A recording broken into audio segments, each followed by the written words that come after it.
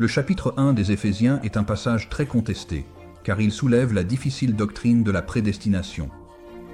La prédestination ne consiste pas à ce que Dieu choisisse qui sera sauvé et qui ne le sera pas avant même leur naissance.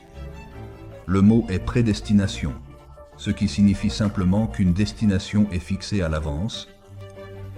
La question est, quelle est la destination qui est fixée à l'avance?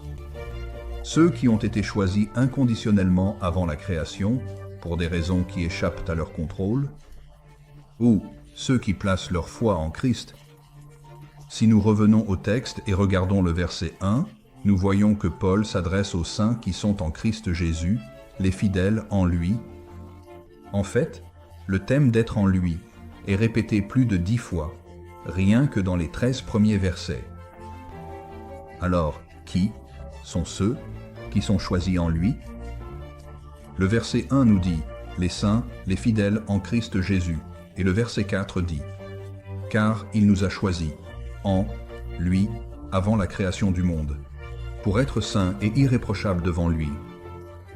Dans l'amour, il nous a prédestinés à l'adoption en tant que fils par Jésus-Christ, selon son bon plaisir et sa volonté. » L'apôtre Paul veut-il dire que Dieu a choisi des individus avant leur naissance pour être placés en lui, afin d'être rendus saints et irréprochables? Ou veut-il simplement dire que Dieu a choisi ceux qui sont en lui par la foi pour être saints et irréprochables? Alors quand Paul dit qu'il nous a choisis en lui, de qui parle-t-il?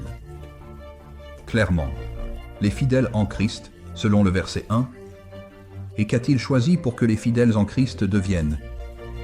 Pour devenir saints et irréprochables devant lui.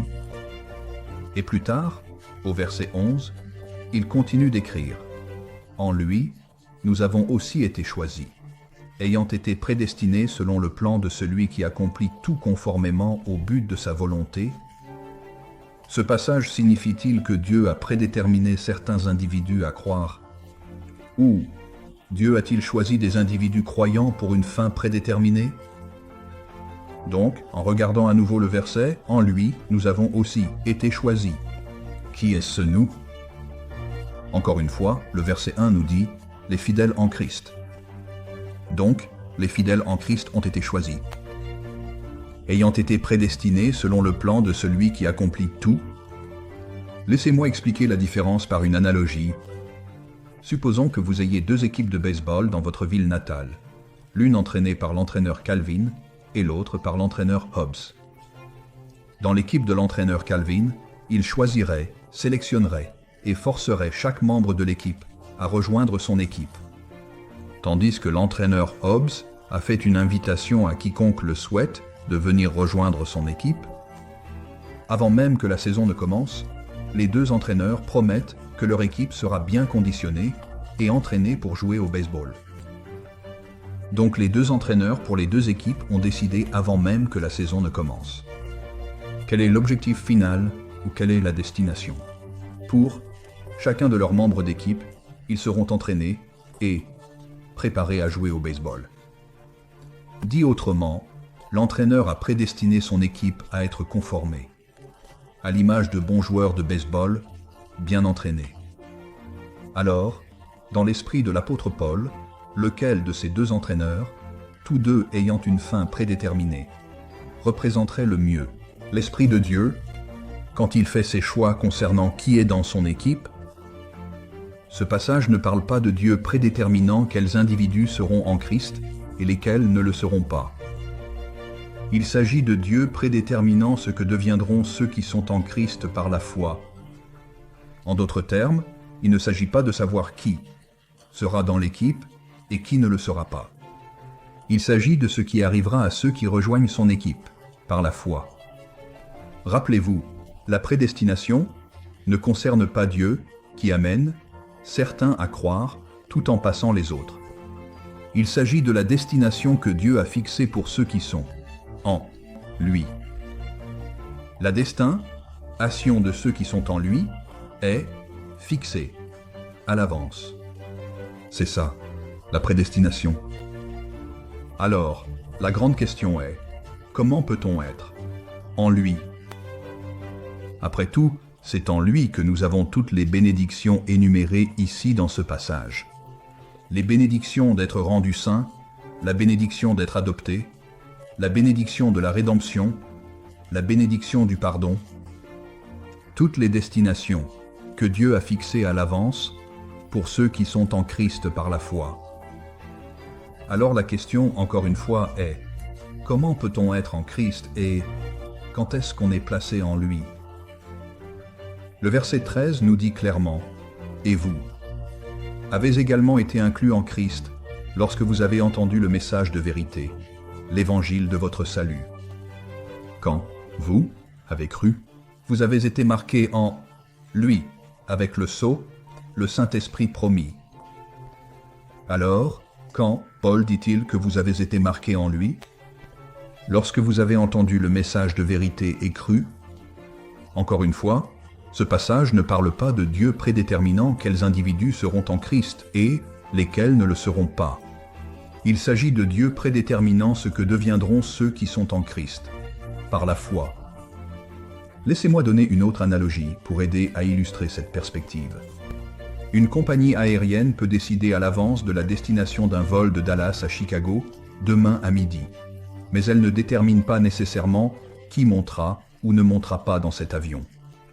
De même, Dieu peut décider à l'avance que quiconque est en Christ sera rendu saint et irréprochable, sans nécessairement déterminer qui mettra ou non sa confiance en Christ. De même, Dieu peut décider à l'avance que quiconque est en Christ par la foi sera rendu saint et irréprochable, être adopté. Tout comme le dit Romains 8, 23, non seulement cela, mais nous-mêmes, qui avons les prémices de l'Esprit, gémir intérieurement en attendant avec impatience notre adoption en tant que fils, la rédemption de nos corps. Nous attendons avec impatience l'adoption que Dieu a promise à tous ceux qui sont en Christ Jésus. J'ai l'espoir que mon adoption soit complétée, parce que Dieu a prédestiné à l'avance ce qui arrivera à quiconque met sa foi en lui. Le texte dit que Dieu a déterminé à l'avance que les fidèles en Christ, au verset 1, deviendront, je cite, saints et irréprochables, au verset 4, et seront adoptés, au verset 5. Encore une fois, il ne s'agit pas de Dieu décidant à l'avance qui mettra ou ne mettra pas sa foi en lui. Il s'agit de ce que Dieu a décidé de devenir pour tous ceux qui sont en lui par la foi. Donc, de la même manière que l'entraîneur Hobbes a prédestiné ou prédéterminé ce que deviendra chacun de ceux qui rejoignent son équipe, de même, Dieu a prédéterminé ce que deviendra chacun de ceux qui rejoignent son équipe par la foi. Et tout comme la compagnie aérienne a prédéterminé la destination de tous ceux qui montent dans l'avion, de même, Dieu a déterminé à l'avance la destination de tous ceux qui entrent en Christ par la foi. Mais nous ne devons pas perdre de vue le fait que c'est votre responsabilité de monter à bord. C'est votre responsabilité de rejoindre l'équipe. C'est votre responsabilité de mettre votre confiance en Christ. Et la raison pour laquelle c'est votre responsabilité, c'est que vous avez la capacité de répondre, à la vérité gracieuse envoyée par le Saint-Esprit. Nous appelle tous à nous repentir et à croire en lui. 2 Corinthiens 5,20 dit « Nous sommes donc les ambassadeurs de Christ, comme si Dieu faisait appel à travers nous. Nous vous en supplions, au nom de Christ, soyez réconciliés avec Dieu. » C'est votre responsabilité de croire et de confesser vos péchés.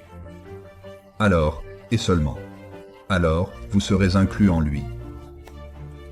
Paul a dit à Timothée, « C'est bien, et cela plaît à Dieu, notre Sauveur, qui veut que tous les hommes soient sauvés et parviennent à la connaissance de la vérité.